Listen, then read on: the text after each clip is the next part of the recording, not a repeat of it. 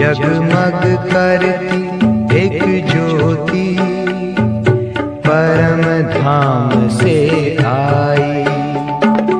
धरती पर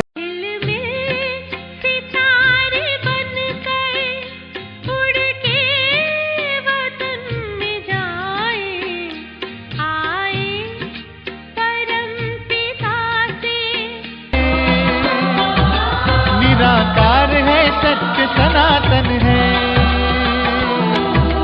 सत्यम शिवम सुंदरम। ओम शांति। 7 अक्टूबर 2024। सुनते हैं आज के ईश्वरीय महावाक्य। शिव भगवान वाच प्रातः मुरली ओम शांति बाप दादा मधुबन। आज बाबा बोले, मीठे बच्चे, बाप आए हैं तुम बच्चों को कुंभी पाक नरक से निकालने के लिए। बाप आए हैं तुम बच्चों को कुंभी पाक नरक से निकालने के लिए। तुम बच्चों ने बाप को निमंत्रण भी इसीलिए दिया है।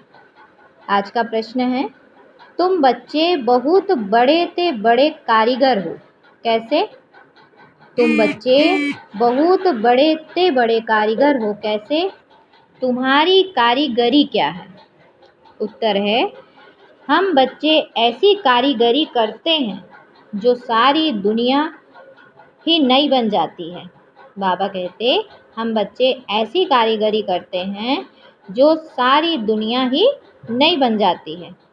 उसके लिए हम कोई ईंट या तगाड़ी आदि नहीं उठाते हैं, लेकिन याद की यात्रा से नई दुनिया बना देते हैं। हमें खुशी है कि हम नई दुनिया की कारीगरी कर रहे हैं।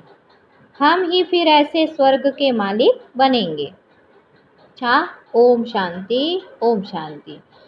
आज बाबा बोले, मीठे मीठे रूहानी बच्चों प्रति रूहानी बाप समझाते हैं, तुम जब अपने अपने गांव से निकलते हो तो यह बुद्धि में रहता है कि हम जाते हैं शिव बाबा की पाठशाला में। ऐसा नहीं कि कोई साधु संत आदि का दर्शन करने व शास्त्र आदि सुनने आते हो। बाबा कहते, ऐसा नहीं कि कोई साधु संत आदि का दर्शन करने व शास्त्र आदि सुनने आते हो। तुम जानते हो, हम जाते हैं शिव बाबा के पास। दुनिया के मनुष्य तो समझते हैं शिव के ऊपर में रहते हैं। वह जब याद करते हैं तो आंखें खोलकर नहीं बैठते। बाबा ने कहा कि दुनिया में जो भी मनुष्य भगवान को याद करते हैं तो आंखें खोलकर नहीं बैठते, वह आंख बंद कर ध्यान में बैठते हैं। शिवलिंग जो देखा हुआ होता है, भल शिव के मंदिर में जाएंगे तो भी शिव को याद करेंगे तो ऊपर में देखेंगे, वह मंदिर याद आएगा। कई फिर आंखें बंद कर बैठते हैं, कई तो फिर आंखें बंद कर बैठते हैं। समझते हैं दृष्टि कहाँ भी नाम रूप में अगर जावेगी तो हमारी साधना टूट जाएगी। अभी तुम बच्चे जानते हो, हम बस शिव बाबा को याद करते थे। कोई श्री कृष्ण को याद करते, कोई राम को याद करते, कोई अपने गुरु को याद करते। गुरु का भी छोटा लॉकेट बनाकर पहनते हैं, गीता का भी इतना छोटा लॉकेट बनाकर पहनते हैं। तो बाबा कहते, भक्ति मार्ग में तो सब ऐसे ही हैं, घर बैठे भी याद करते हैं, याद में यात्रा करने भी जाते हैं। चित्र तो घर घर में कर पूजा कर सकते हैं, परंतु यह भी भक्ति की रस्म पड़ी हुई है। जन्म जन्मांतर यात्राओं पर जाते हैं, चारों धाम की यात्रा करते हैं। चार धाम क्यों कहते हैं? चार धाम क्यों कहते हैं? वेस्ट, ईस्ट, नॉर्थ, साउथ, चारों का चक्कर लगाते हैं। भक्ति मार्ग जब शुरू होता है तो पहले एक की भक्ति की जाती है, उसको कहा जाता है अव्यचारी भक्ति। सतो प्रधान थे, अभी तो बाबा कहते इस समय है तमो प्रधान, भक्ति भी व्यभिचारी, अनेकों को याद करते रहते हैं।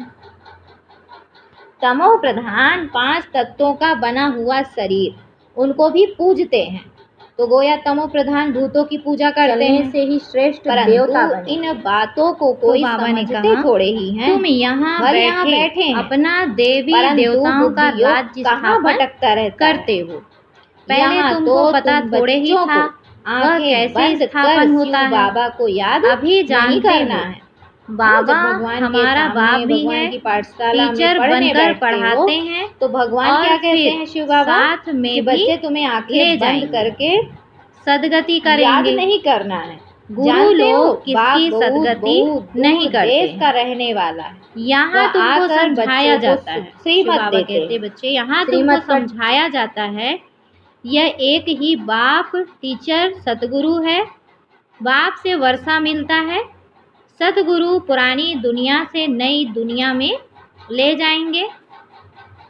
इन सब बातों को बूढ़ी बूढ़ी माताएं तो समझ ना सके, उन्हों के लिए मुख्य बात है अपने को आत्मा समझ शिव बाबा को याद करना है।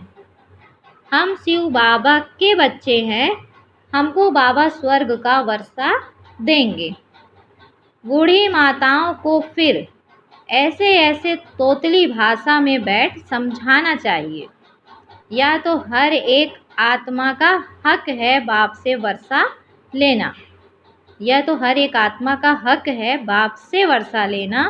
मौत तो सामने खड़ा है, पुरानी दुनिया सो फिर नई बननी है, नई सो पुरानी।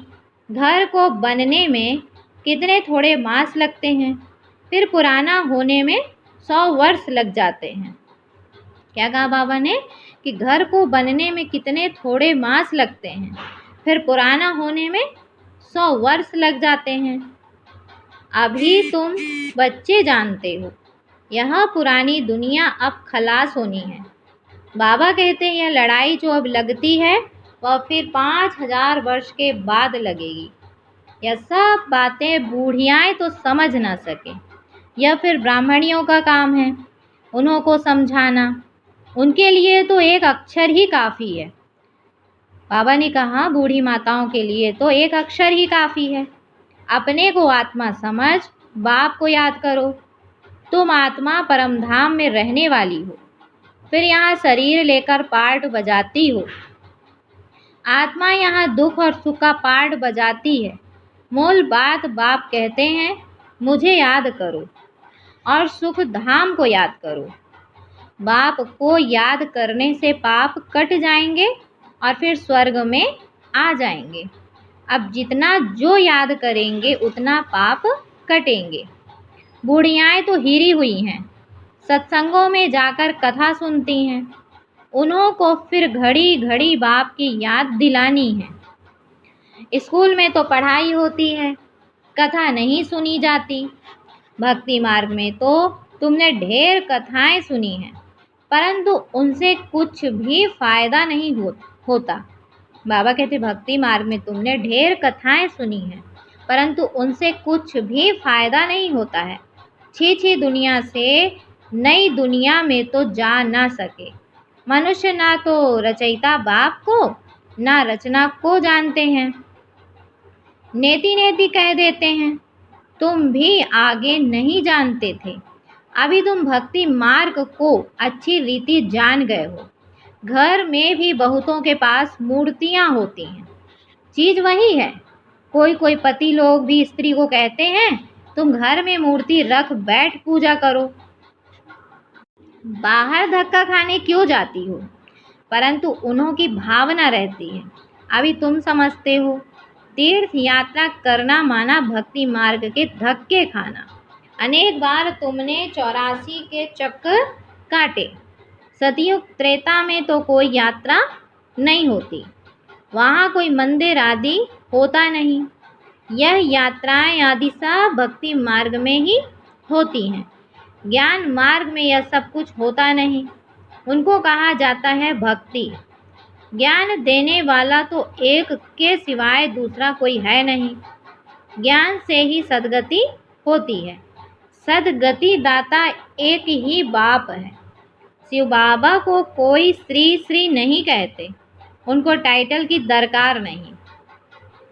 यह तो बड़ाई करते हैं, उनको कहते ही हैं शिव बाबा।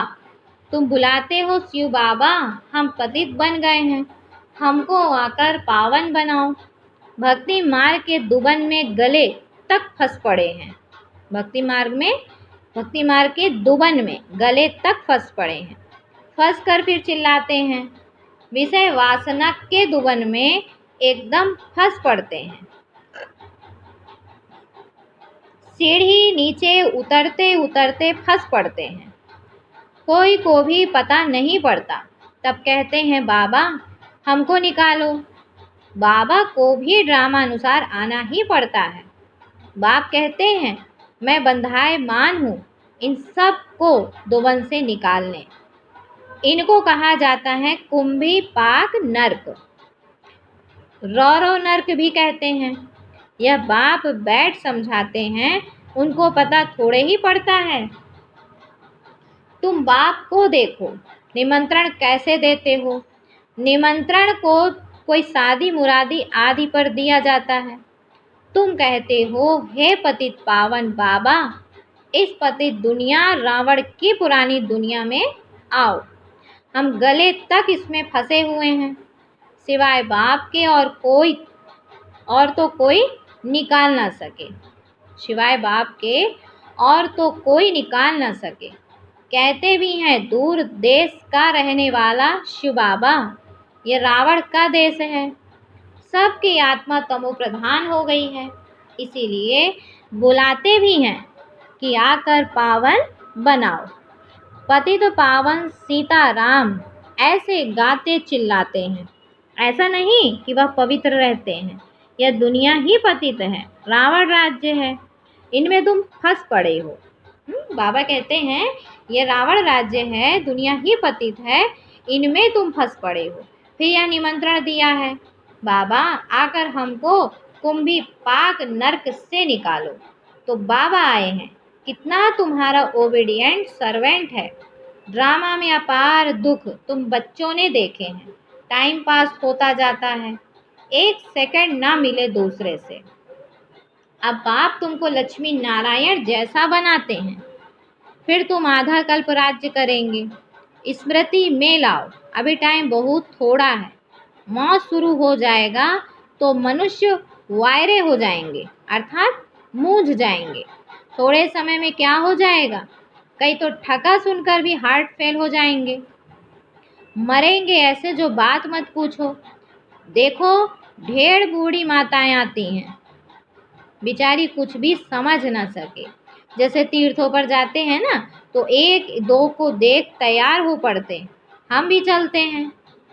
बाबा ने कहा अभी तुम जानते हो भक्ति मार्ग के तीर्थ यात्रा का अर्थ है ही नीचे उतरना।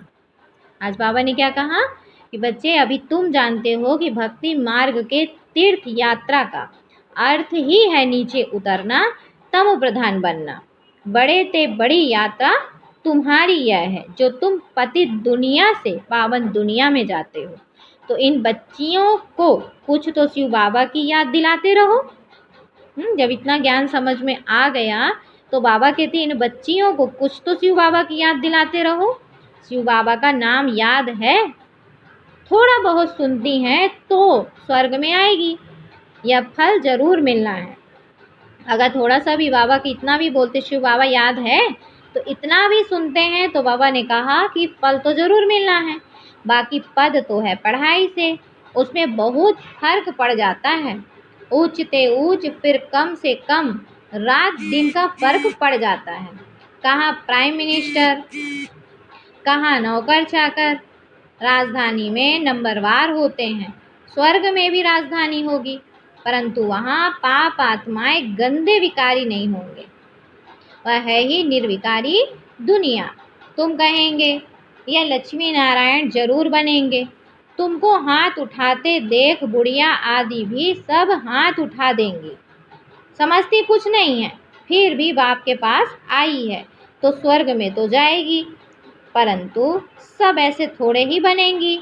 प्रजा भी बनेगी। बाप कहते हैं मैं गरीब निवाज हूँ, तो बाबा गरीबों को देख खुश होते हैं। और कितने भी बड़े से बड़े साहूकार पद्मपति हैं, उनसे भी यह उच्च पद पाएंगे 21 जन्मों के लिए। कौन?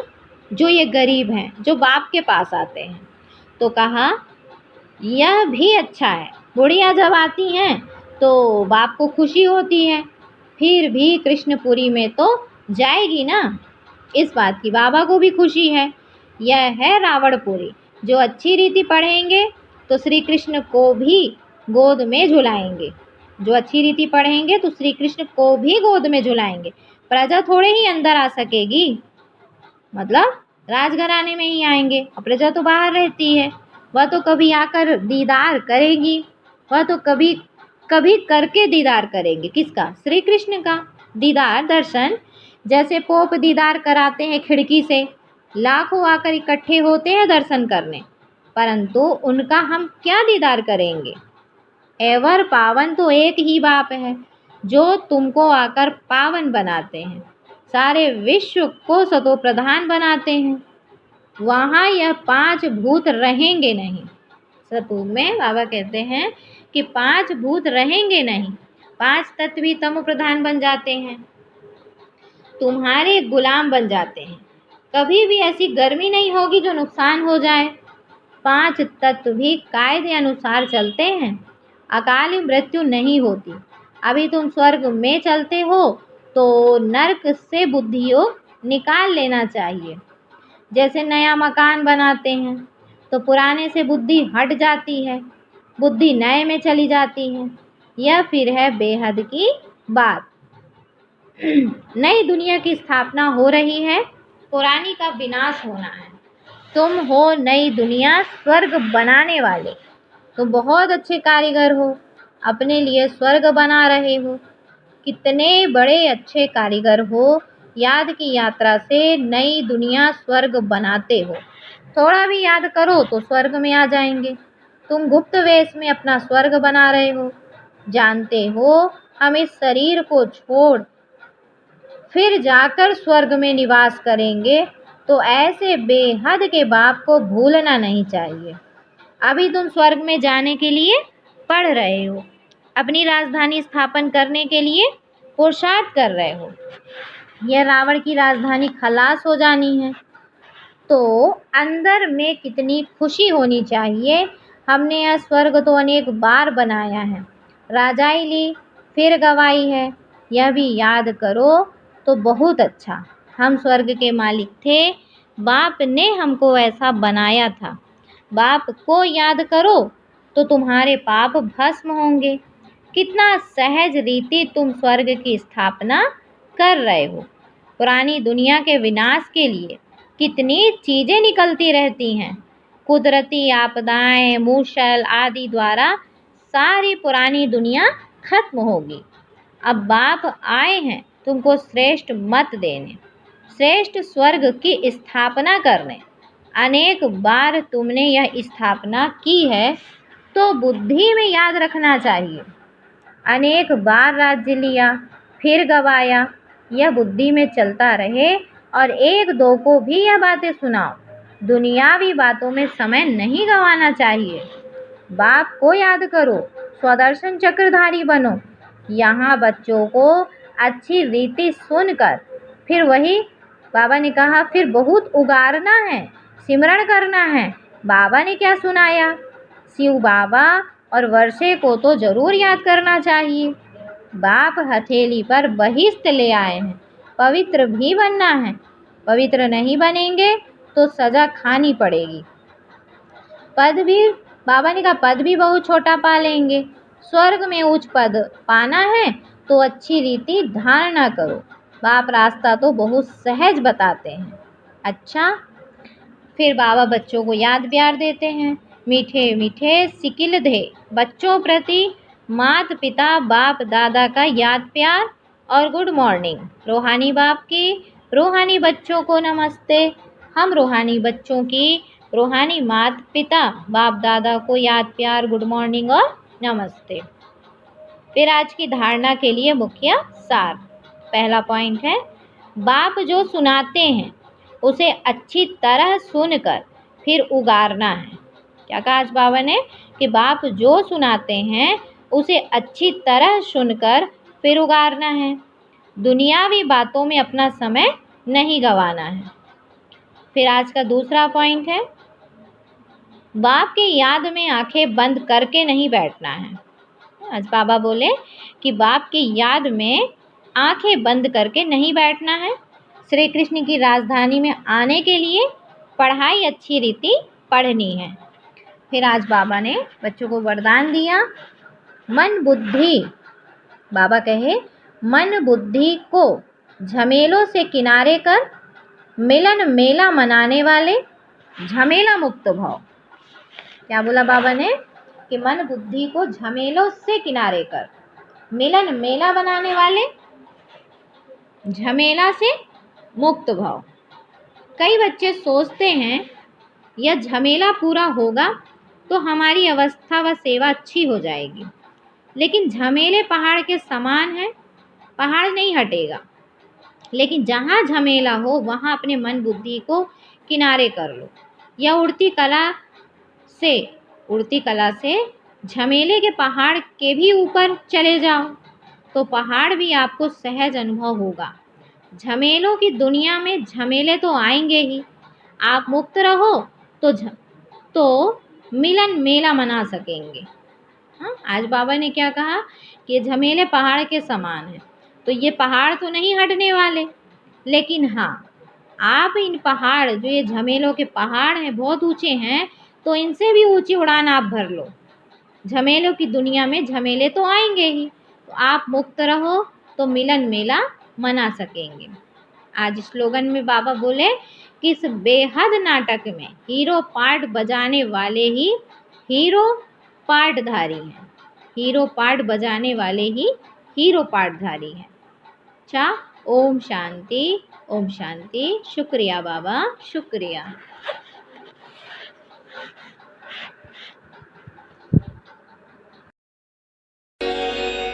शांति